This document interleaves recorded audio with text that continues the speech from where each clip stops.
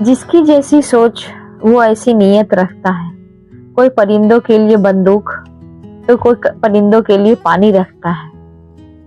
देखिए दोस्तों, आप उस इंसान से बिल्कुल झूठ ना बोले जो आपके झूठ पे भी विश्वास कर लेते हैं। इसलिए हमेशा सच्चे इंसान के किताब कितने पुराने क्यों नहीं हो जाते हैं, लेकिन उसके शब्द नहीं बदलते हैं। इसलिए हमेशा सच्चे और ईमानदार पे चलिए, तभी जिंदगी जिया जा सकता है। ये चोर बेईमान तो बहुत सारे होते हैं।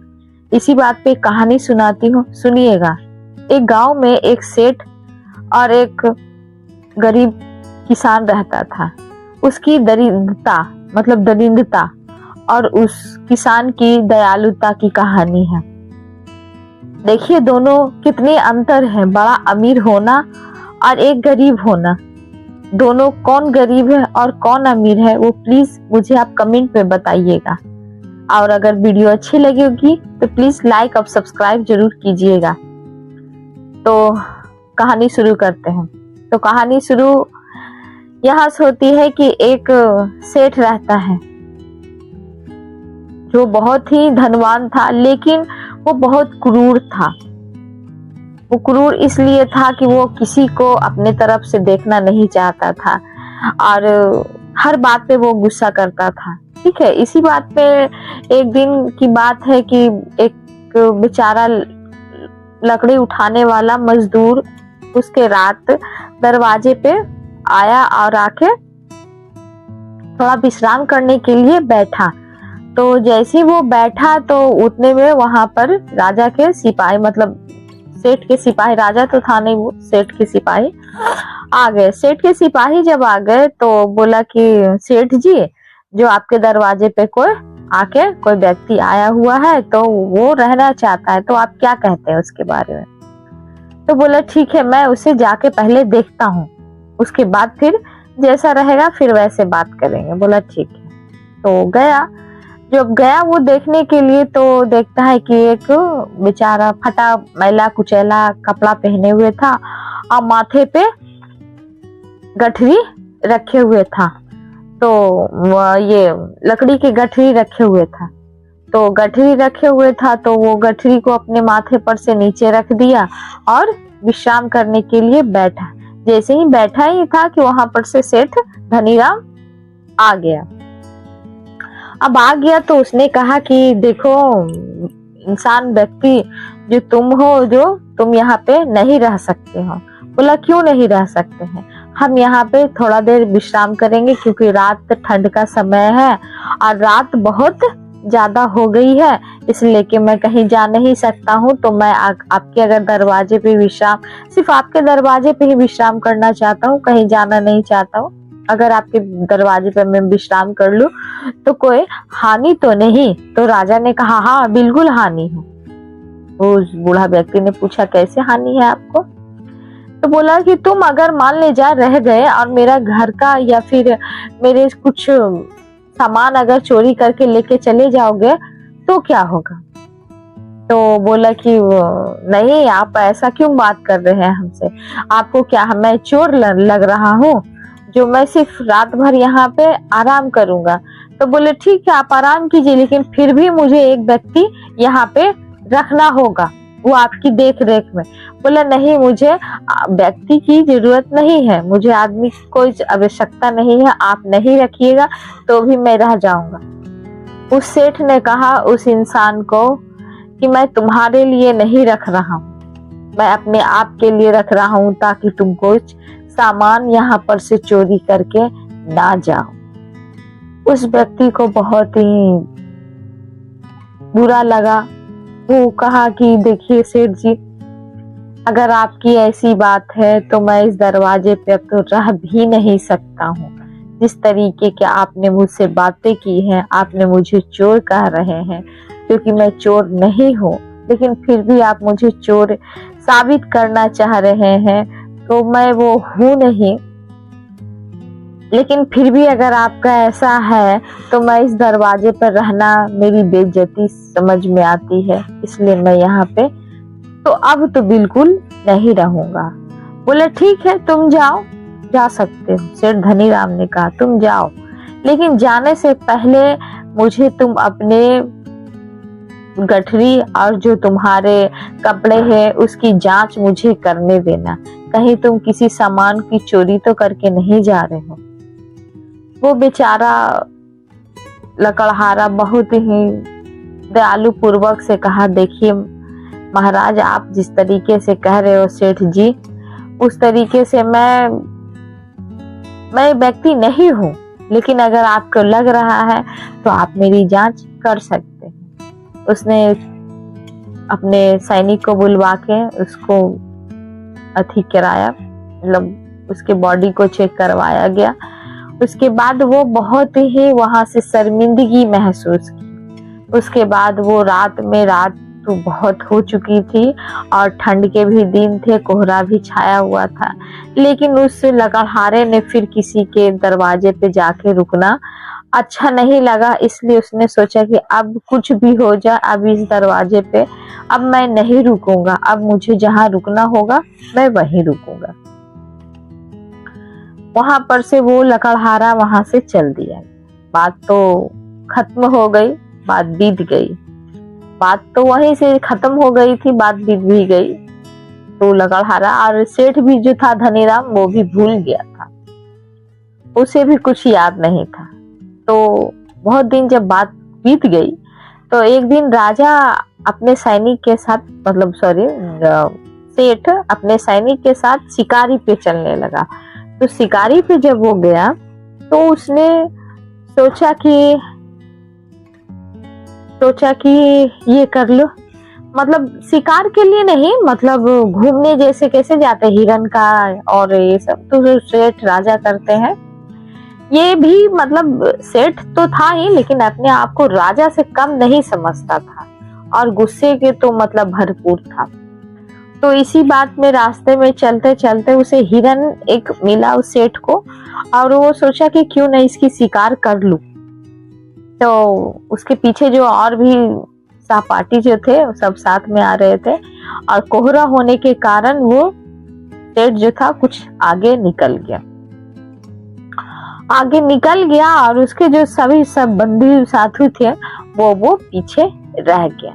उसके बाद बहुत जोर से आंधी तूफान आने लगा, और आंधी तूफान जैसे ही आ ही रहा था कि उसका घोड़ा भी अपनी प्रकृति की देन से अपनी जान बचाने के लिए वो भी इधर उधर भाग गया।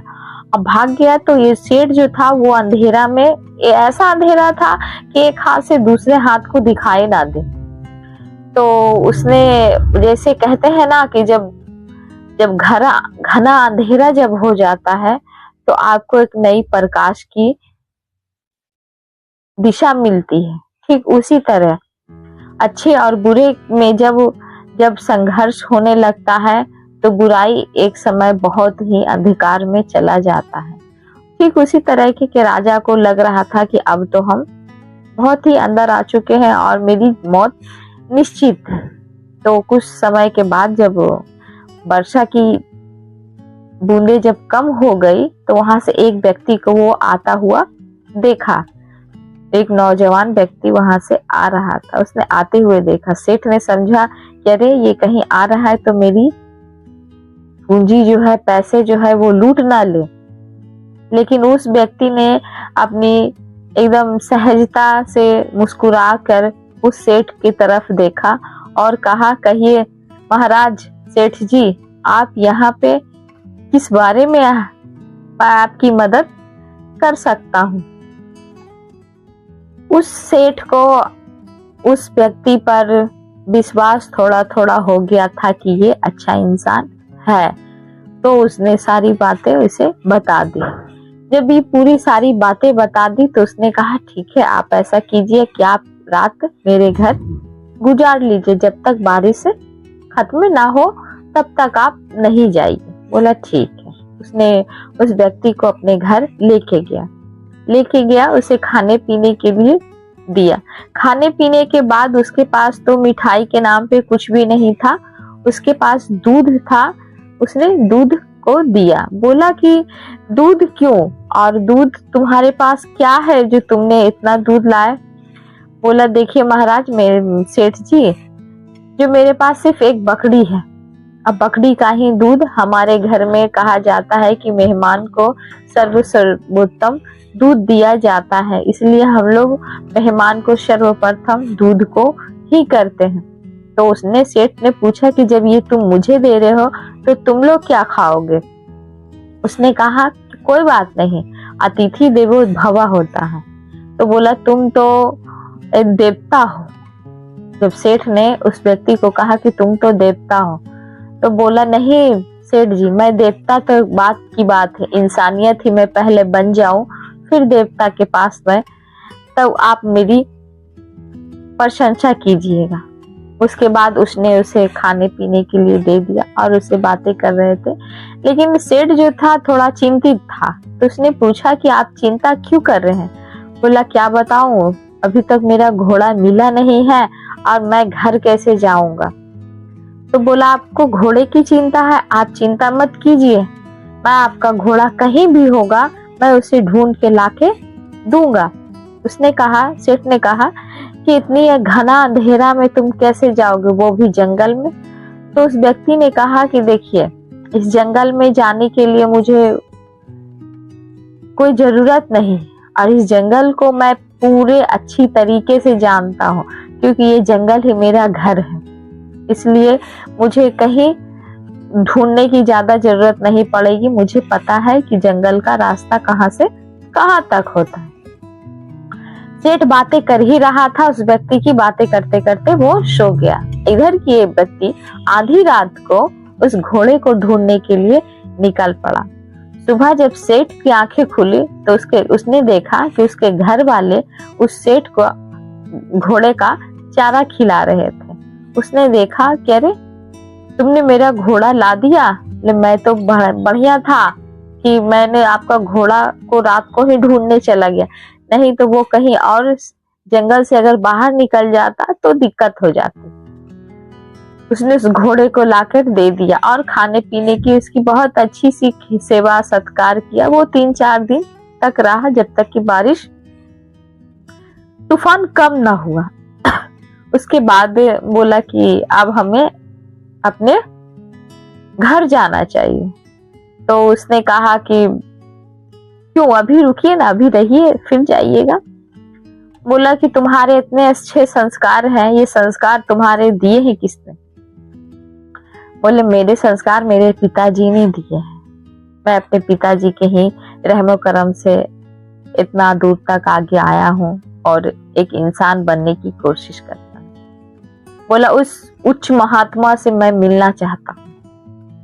पिता का सही सेठ का संदेश बेटा ने पिता के पास लेके गए। पिता ने कहा कि तुम सेठ को कहो कि अभी क्यों जा रहे हैं, अभी कुछ दिन आप यहीं पे आ रहिए, अतीतो देव भव का आनंद लीजिए फिर जाइएगा।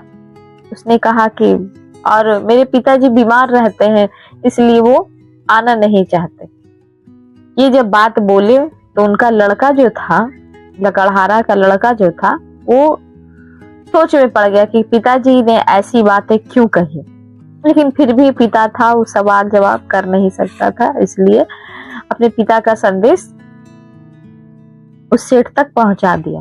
सेठ तक जब पहुंचा दिया तो सेठ ने कहा कि नहीं, मैं जब तक आपके पिताजी से नहीं मिलूंगा तब तक तो मैं जाऊंगा ही नहीं। बोला ठीक है, फिर गया। फिर लड़का जाके पिताजी को बोला ठीक है, जब ऐसी बात है मिलना चाहते हैं तो मिल ही लेते हैं। उन्होंने मिलने आए।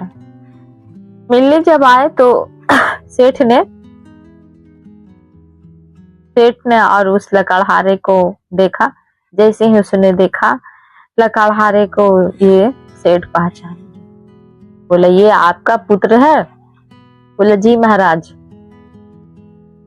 जो मैं तो आपके सामने आना भी नहीं चाहता था, मैं आपकी बेइज्जती करना नहीं चाहता था सेठ जी, लेकिन आपने ही रिक्वेस्ट किया, आपने ही फोर्स किया, जिसे कहते हैं ना प्रेशर किया, आपने ही कहा कि नहीं मुझे मिलना ही चाहिए, तो मैं आ गया।